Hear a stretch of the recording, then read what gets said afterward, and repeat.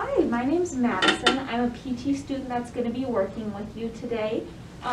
What do you prefer to go by, Mr. Sclerosis?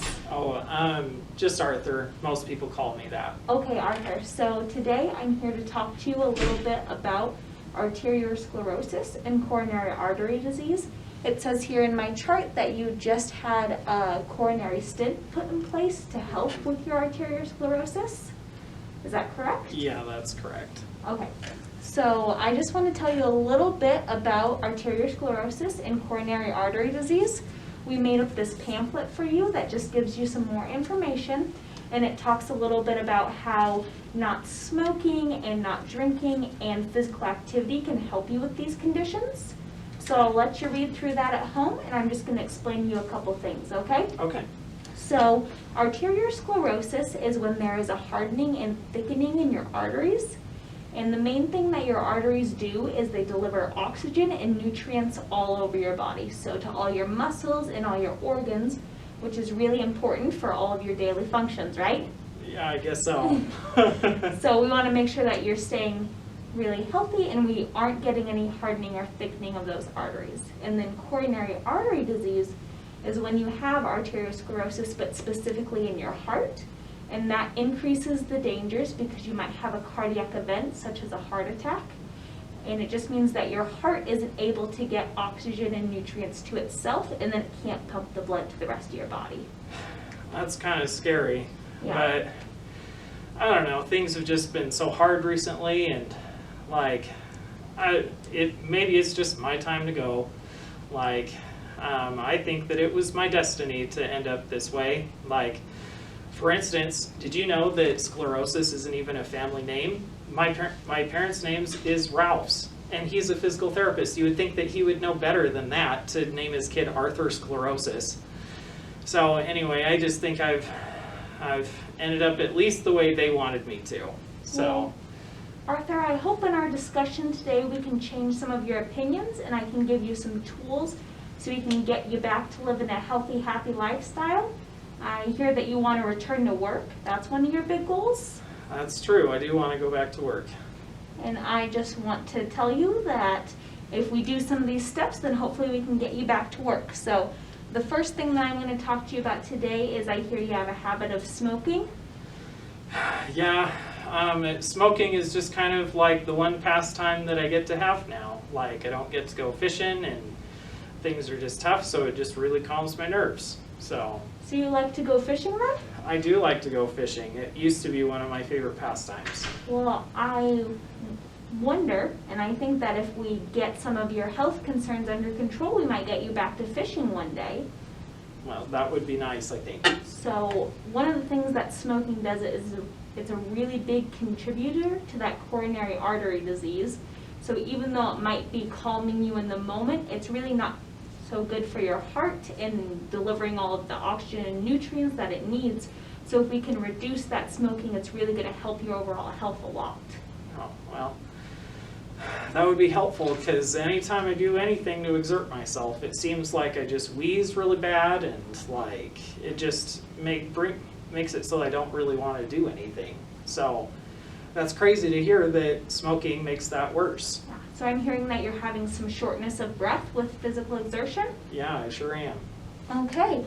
When is that happening? When you're out in your yard, when you're going upstairs? Yeah, like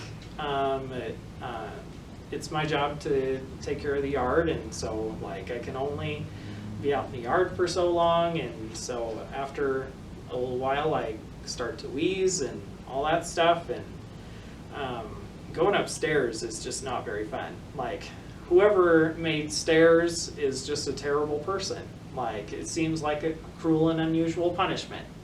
So I'm hearing that you're having some problems trying to exert yourself, and smoking is one of the contributors to that. But another thing is if we get your physical activity increased a little bit, we can start to develop a better aerobic capacity for you, and that's going to mean that you're going to be able to get oxygen to your body as well as you need, and you're going to be able to breathe a little bit better if we increase your physical activity levels. Ooh, so what kind of physical activity are we talking about? I don't want to do anything crazy like those CrossFitters and stuff. Those pull-ups that they do, it looks like their arms are going to fall off every time they do them. Well, I'm not trying to get you to do any high intensity stuff. Physical activity can look different for different people. So one of the things that I'm hoping that I can teach you today is we're gonna help you start doing some moderate exercise. So that's nothing crazy, not running up and down stairs, Okay. but a little bit lower of a level, and that's gonna help increase your aerobic capacity. Oh, well, I think that that would be a lot more manageable, so. Okay, and hopefully increasing this is gonna get you back to doing some of the things that you like. So one of the things it says here in my chart is we did a little calculation based off of your age to show us what general heart rate you should be at. So your heart rate is just how fast your heart is beating per minute. Okay. And so one of the tools that we can use to determine if you're in the right exercise range is your heart rate. So it says here that your max heart rate is 165. Okay. And that would be when you're doing a full maximal exertion. Like, can you think of a time when you just felt like you were working as hard as possible? Well, this one time we went to my favorite fishing hole. It's like a mile away from the parking lot, and like we got out there and we found that there was a whole pack of bears out there. And so we hightailed it out of there, and that was, whew, that was pretty crazy. So your heart was beating pretty fast then. So that would be a maximal effort. So I'm not going to ask you to do that when you're participating in physical activity. Oh, good. We want to keep you at a more moderate level, so that means that your heart rate's going to be about between 85 and 125. Okay. So I'm going to teach you how to take your own heart rate, so when you're doing physical activity, you can take a break, check your heart rate, and make sure that you're in the correct zone. So you aren't pushing yourself too much and getting that shortness of breath, but you're pushing yourself enough to get some of those benefits. Okay, sounds good to me. Okay, so one of the things that we do is we can take our radial pulse. You'll take these two fingers and you put them just below your thumb, and you should be able to feel a really faint pulse. Okay, I think I got it. You'll feel it there? I Okay. think so. So I want you to take your fingers off, Okay. and I want you to show me how to find your pulse. Okay.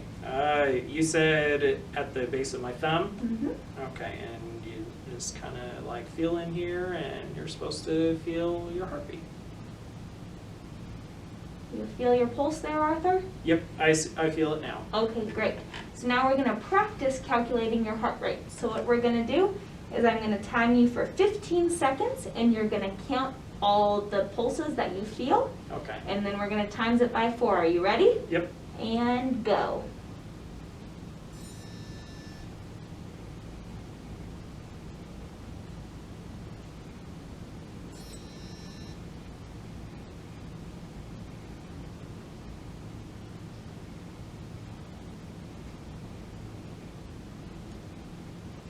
And stop. How many did you get there, Arthur? 28. 28? Okay, so we're going to take 28 and times it by 4. Okay. Be around 120. 120. Okay, so it seems like your heart rate's a little high for just sitting here right now. Am I making you nervous, Arthur? Oh, I hope not. Okay, but now that you know how to take your pulse, that's one of the tools that I want you to use when you're doing physical activity. So if you're walking upstairs and you're feeling that you're a little bit short of breath, you're starting to get fatigued, just stop and take your heart rate and check to make sure if you're in that right goal, okay? Okay. Another tool that I'm going to teach you today is the RPE scale. Okay. So it stands for rate of perceived exertion. So it's just how hard you think that you're working. Okay. So when I was running away from those bears, that's probably the highest Yes. amount. Okay. So our scale goes from 6 to 20, Okay. and so 20 is maximal effort. So when you're running away from those bears, you were at a 20. Okay. Now I don't want you to be exercising at a 20 every day of your life. Yeah. So where I want to keep you is between the 10 and 15 range. Okay. So 6 means you're laying on the couch, you're totally relaxed. 20s, you're getting chased by bears. Okay. Do you think you can think of some activities that would put you in the 10 to 15 range? Yeah, probably like that hike out to the fishing hole and like being out in the yard. Like just walking around the grocery store maybe. I don't know, something like that, I guess. Okay, I like those examples. Okay, so now that I've taught you some of those tools, I saw on your chart here that you're able to walk on the treadmill at 2 miles an hour. So Okay. if you feel comfortable, I'm going to have you hop on the treadmill and we're going to check your heart rate and your RPE. Okay, Okay, let's go do it. sounds good.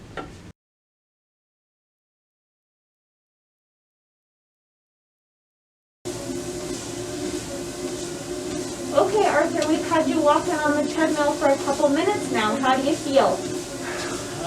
Well, feeling pretty winded, but I think we're doing okay. Okay, is your shortness of breath okay? I think we're like a little bit short of that, but I think I'll be okay. Okay, so this is where I want you to exercise, where you're pushing yourself just a little bit, but you're not so uncomfortable that you feel like you need to stop. Okay.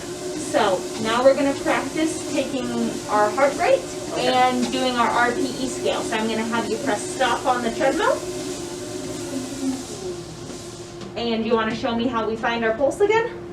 Yeah, base of the thumb and right there. Okay, so I'm going to have you count and I'm going to time you for 15 seconds. Okay. Ready and go.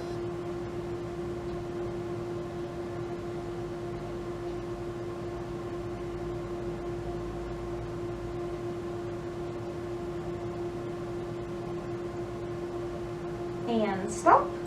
What'd you get? 24. 24? Okay, and multiply that by 4.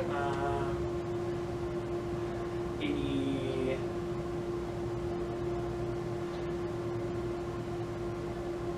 96. 96? Something like that. Okay, Yeah. and remember we wanted your heart rate to stay between 85 and 125, Mhm. so you're right in that range. Did you feel like you could keep going for a little bit longer? I think so. Okay, and what would you rate your RPE on that 6 to 20 scale? Maybe like a 10 or a A 12. 10 or a 12? Great, and we want you to stay in between 10 and 15. So this is the kind of moderate exercise I want you to be doing on your own, and then we can get you back to all the things you like to do, like working in your yard for your wife and going fishing. Sounds great. Okay, do you have any questions for me, Arthur? Well, when are we going to meet again? That's what I like to hear.